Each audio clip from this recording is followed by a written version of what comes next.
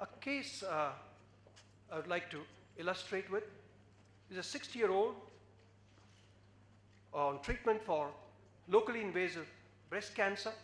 She was on 5 cycles of paclitaxel, and 9 days before this hospitalization, she had developed fever, cough, and dyspnea. Pulmonary function test showed evidence of severe restrictive disease. Bronchoalveolar lavage was negative for bacteria, acid-fast bacilli, fungi, and pneumocystis jointii. And you can see a CT scan is showing ground glass opacities and nodularities bilaterally, which could be anything. Therefore, transbronchial lung biopsy was done, and the histology revealed evidence of foreign body granulomas, which is indirectly the evidence of hypersensitive pneumonitis due to paclitaxel.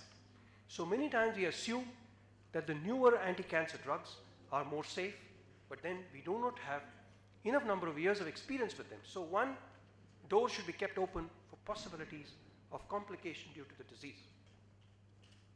Now we are all very wary of intubating a patient, putting him on mechanical ventilator.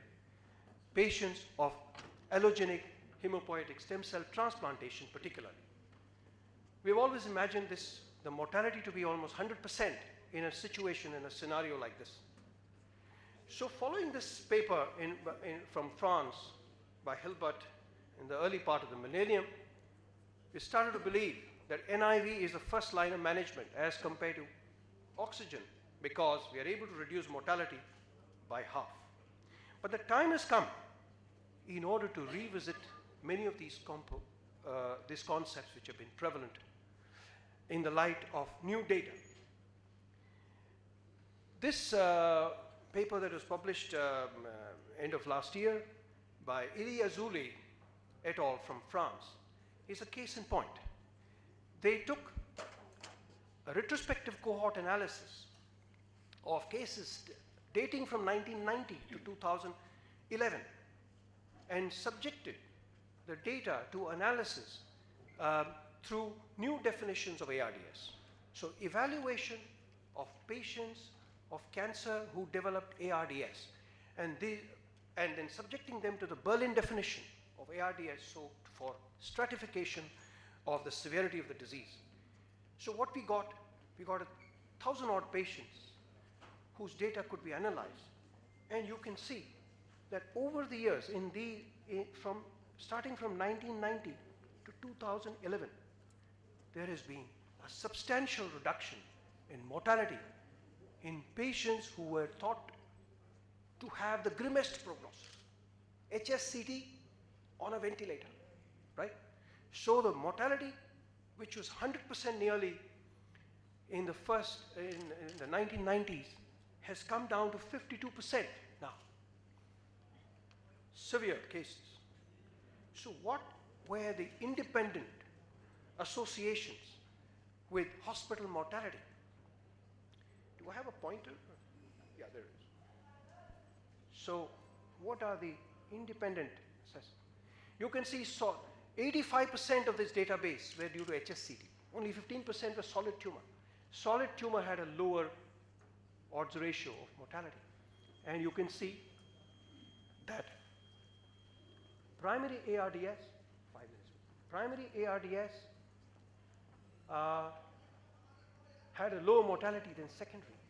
And invasive fungal infection, 1/3 of cases of ARDS had invasive fungal infection, and 1/3 of the cases who had sepsis had candidemia. So you can see a very high degree of fungal infection taking place.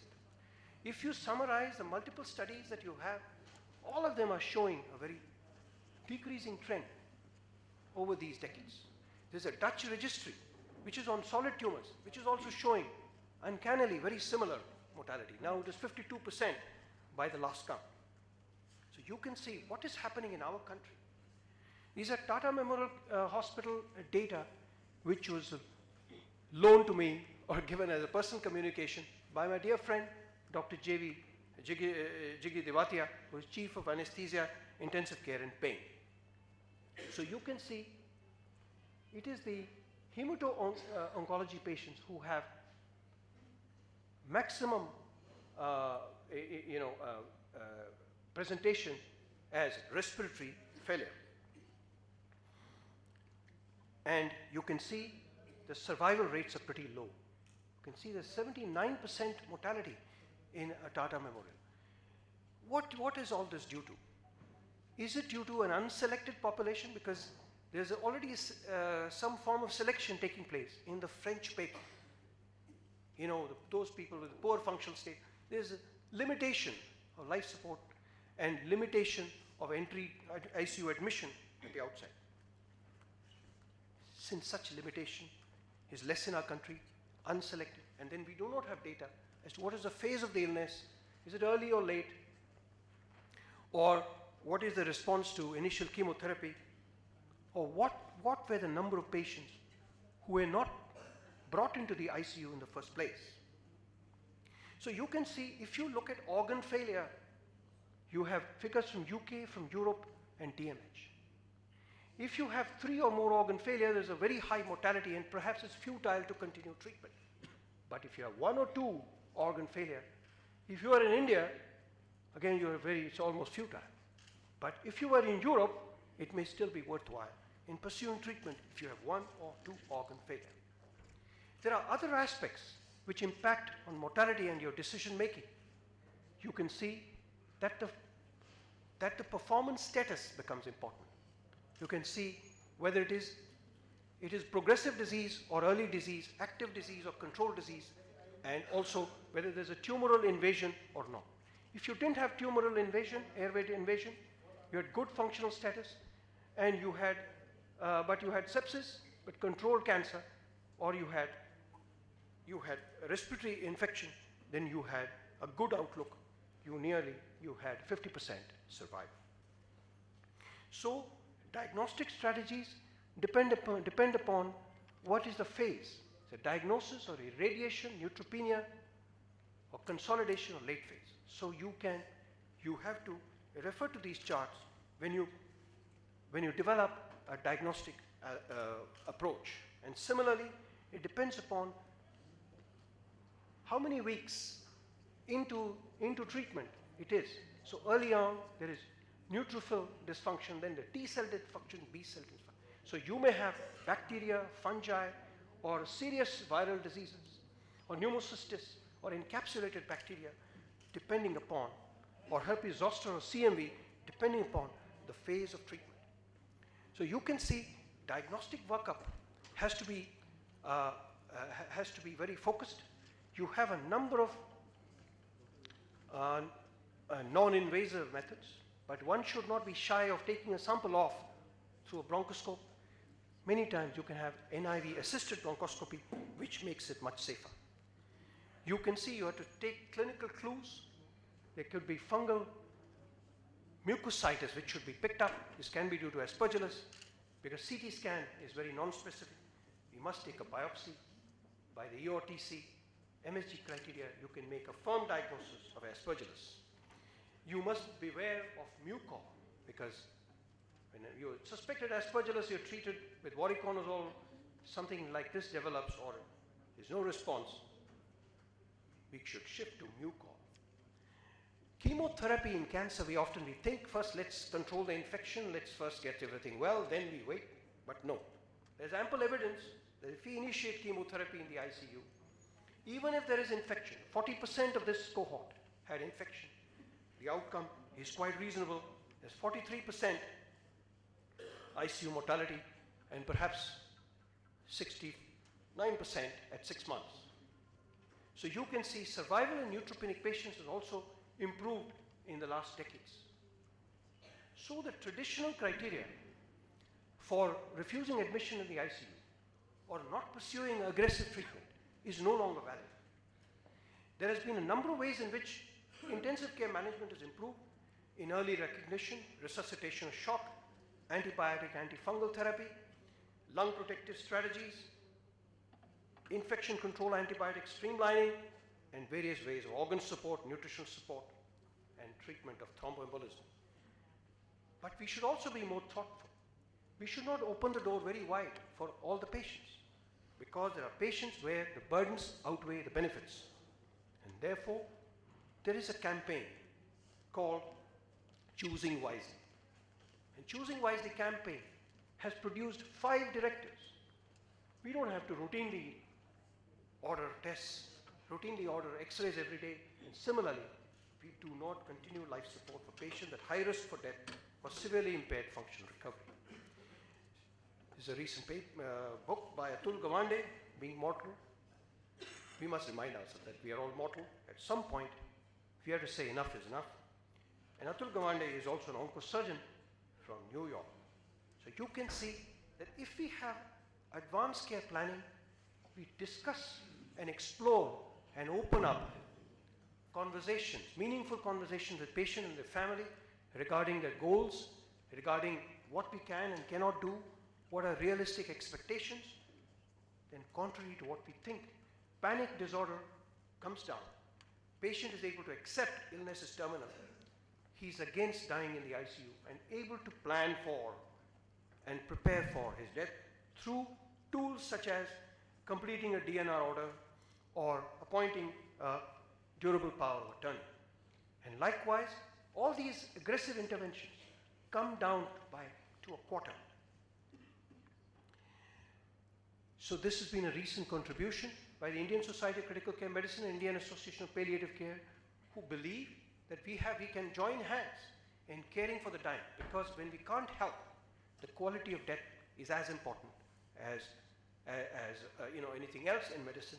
And when we can come together and believe in acute palliative care as a part of critical care, then we can make a huge difference. So the bottom line is, ladies and gentlemen, that expert critical care support can make a substantial difference to mortality and morbidity. Early referral and admission to critical care unit are the key.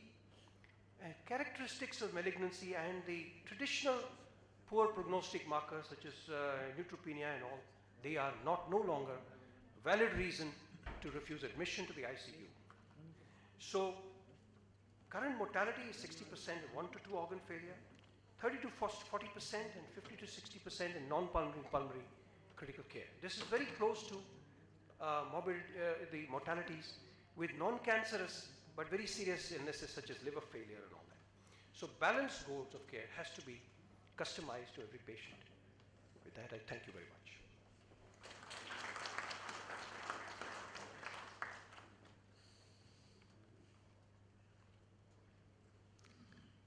Thank you, Dr. Mani. If there are any questions?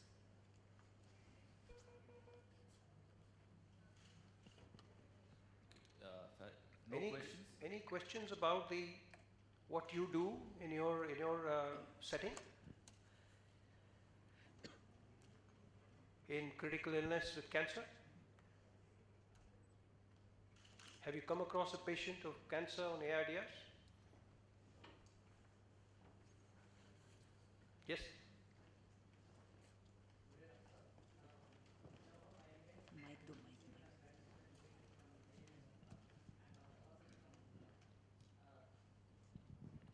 My question is, he have told that the patient has treated 2.5 months before that in lung cancer. Is there any difference in prior diagnosing of lung cancer without giving antibiotics? Because early diagnosis, is there any pointer? Yeah, very good question, because very often this is what happens. We get to see a patient for the first time in the intensive care when gone to the severest end. So because our earlier approach to the patient has been a little flawed, one can't wait for 2.5 months to get a diagnosis. I think into the second week one must wonder what the infiltrates are, because infiltrates cannot be diagnosed just on the basis of X-ray. So diagnostic workup has to be in place.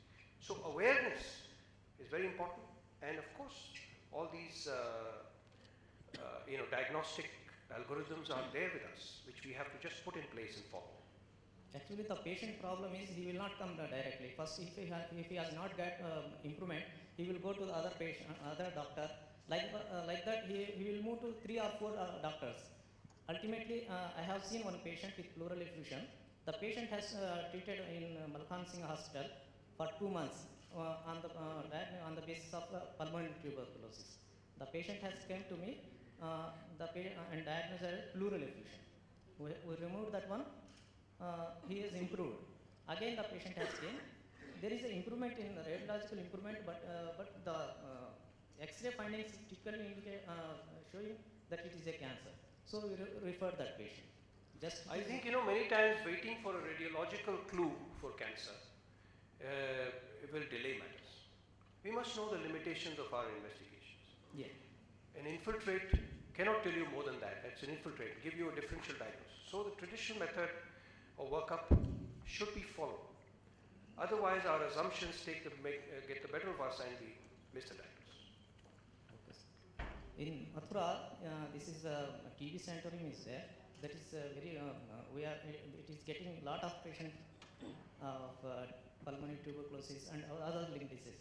I congratulate for starting your project in Mathura, sir. Thank you. Wonderful. Congratulations. We end the first talk, and I now invite Carol Sikora to please come and deliver. This is more or less a keynote address.